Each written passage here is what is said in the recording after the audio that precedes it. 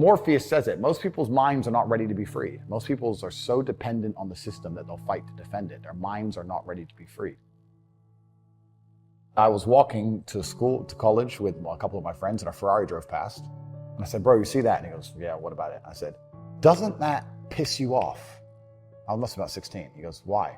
So this dude has 400 G's for a car, 400 grand. I'm walking 4 miles to college because my mom hasn't got any car. He has 400 grand. Do you think he works a job? Do you think he's fucking behind a counter somewhere? He knows something about the world that I don't know. And they were like, well, he's rich. I'm like, yeah, I know. I didn't say he wasn't rich, dummy. I'm saying he knows something about the world I don't know.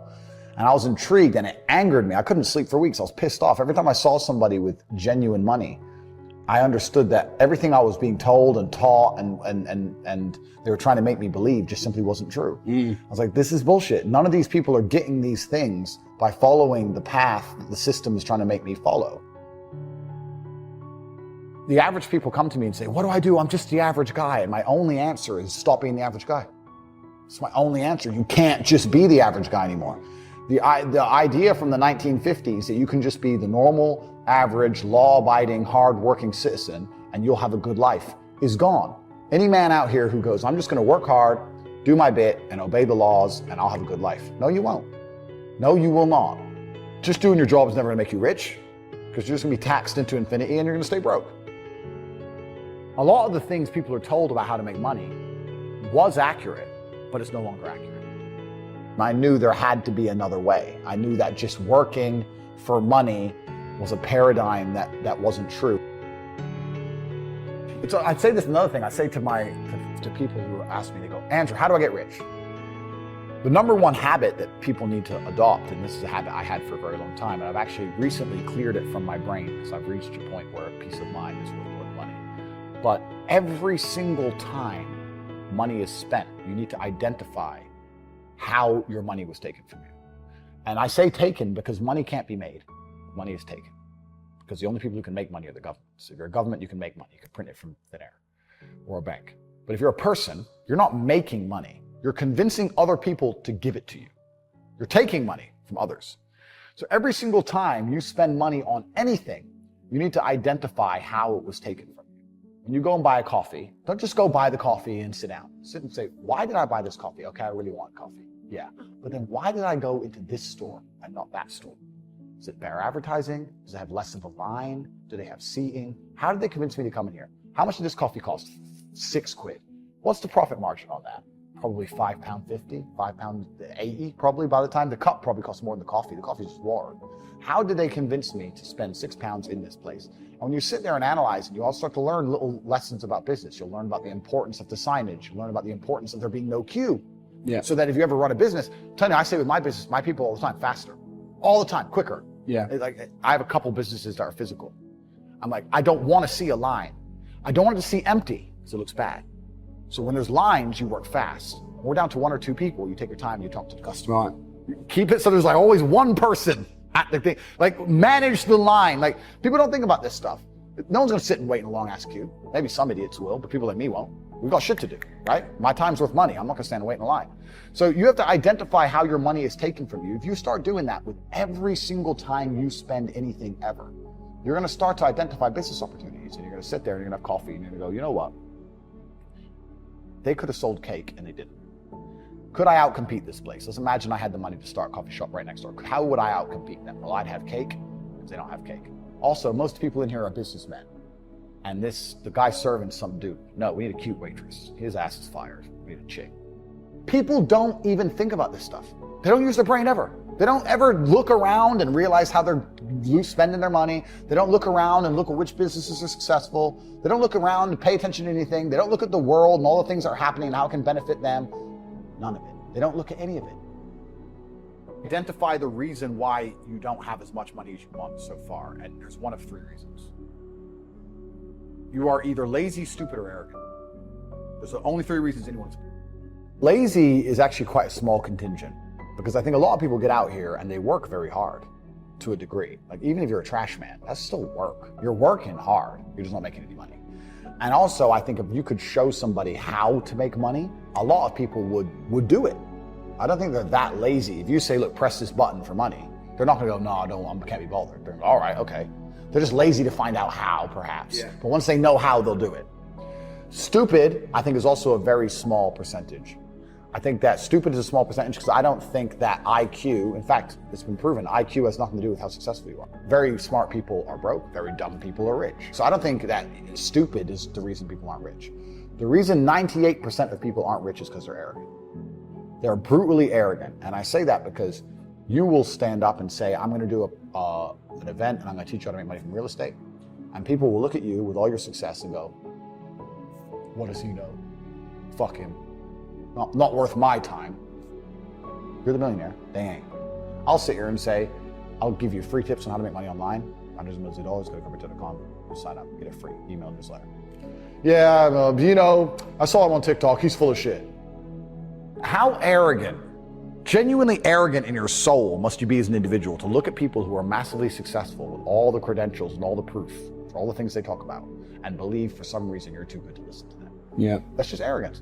If Mike Tyson walked in here and said he's gonna teach me how to punch, even though I'm already a kickboxing world champion, I'd listen. It's Mike Tyson.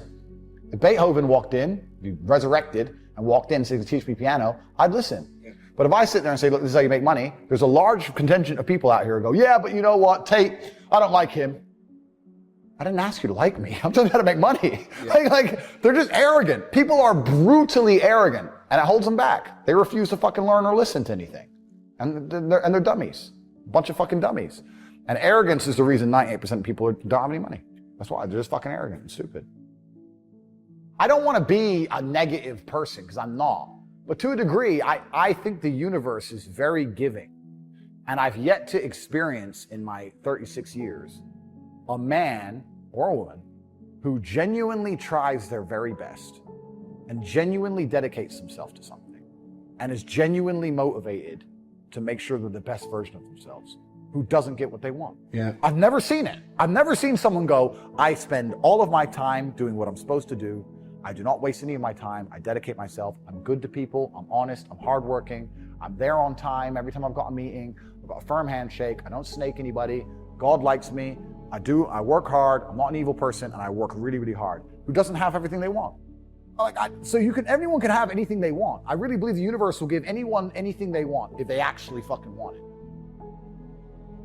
And yes, the cycle of precipitation, right? So a cloud comes, it rains, it falls down to the ground, it goes under the ground, whatever, goes into a stream, it moves into the stream, goes to the ocean, evaporates again, up to a cloud, floats somewhere else, falls down again. It's always moving. That's how money is. People think that money is in these large, stagnant pools hidden in people's bank accounts. That's not really true. Money is constantly moving all the time.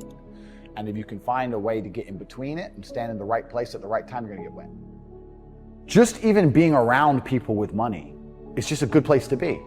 I'll give you an example. I was in Romania and I have the largest car collection, probably in Romania. I have 28 supercars, everything you can name. And I went to a town called Cluj-Napoca. It's on the border of Hungary. And I drove there in my Chiron and I parked up and a kid came up and he said, hey, can I take some photos of your car? I have a car spotting page. I was like, yeah, whatever, cool. And he goes, yeah, okay, I'll just be a few minutes to this. So he took a bunch of photos and he come up to me and goes, hey, do you want the photos? And I was like, not really, I've already had photos. And he goes, oh yeah, okay. Well, if you want them, here's my email address. And I said to him, why do you do this? Like, you spend all day standing around taking photos of other people's cars. Is that not a waste of time? I thought it was a waste of time, but I was wrong. He goes, oh, well, I skipped school and I skipped college because I knew if I take pictures of expensive cars and email them to people, I'll have email addresses of the richest people in Romania. I was like, you're clever. I ended up hiring him. He works for me now. Yeah. I was like, you know, I like you. He got himself a full-time job that day. So he understood, be near the money. I have no money. Money's over there. Well, let me get closer to it. Like, no point staying over here on my fucking own. Let me at least get closer to it. That was a 17-year-old kid. Now he's making 10 grand a month in Romania from me. So like, at least being closer to it. So that you're right. People should, even if they haven't got a penny in the world, should be going to these meetings about real estate, about investing, that especially if it's cheap, they should go. Just meet other people who at least have money. Have conversations about money. Talk about it. How are you going to get what you don't talk about? One of the major things Shove taught me when I met him, he said, poor thinking habits keeps most people poor. Not poor working habits. Most people work hard, but they don't think hard. And Shove taught me that the mind is like a factory, a mental factory. And whatever you think about all day long pours ingredients into this mental factory. And that's what builds the economic, social, financial fabric of your life.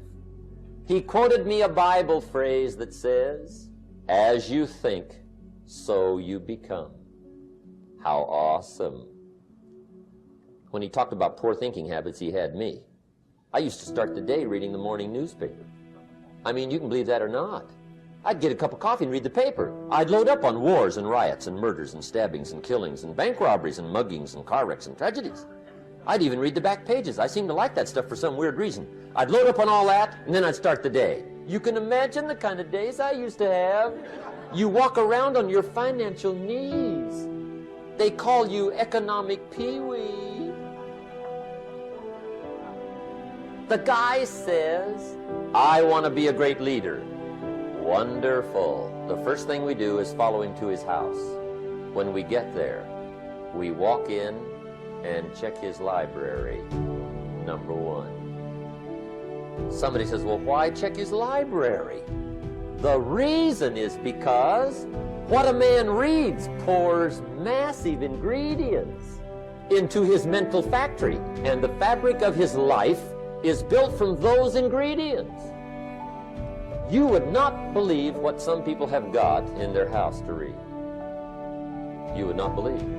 One of the best dressed up words I know for a lot of it is trash.